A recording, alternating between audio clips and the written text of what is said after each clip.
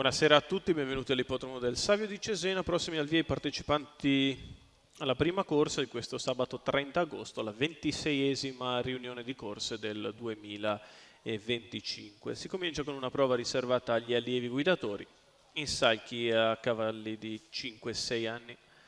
Il numero 1 è Iolo, 2 Easy Magic BKS, al 3 Erika Cass, 4 King of Tyrrell, 5 Ergolest, 6 Emma Spritz, 7 Elenoir Treb. Partono piano i numeri alti. Partiti. Veloce King of Tyrrell, favorito che prende subito la testa. Si installa in breve al comando, in seconda posizione Easy Magic BKS che precede Erika Cass che si sistema terza avanti a Deiolo. Poi Elenoir Treb di fuori Emma Spritz che galoppa. E alla retroguardia rimane così Ergolest. Numero 6 Emma Spritz squalificato. Al comando King of Tyrrell.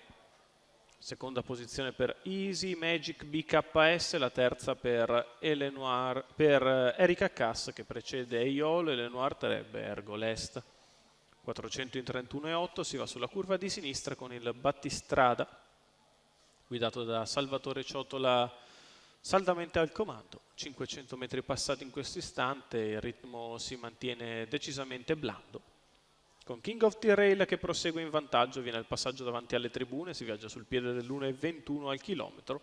La mossa dal fondo è quella di Ergolest che prova a risalire sfruttando le frazioni lente. Sotto alle tribune una frazione in 15,1, 1,3,6 per i primi 800 di gara. Si va sulla curva di destra con al comando King of Tyrrell nei confronti di Easy Magic BKS, poi Erika Cass di fuori Ergolest, chilometro in 1,19,3.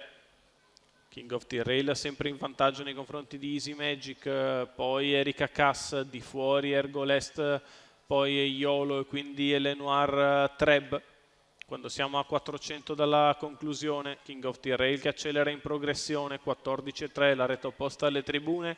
King of Tyrrell accelera, sempre nella sua scia Easy Magic BKS avanti ad Erika Cass, poi Eiolo.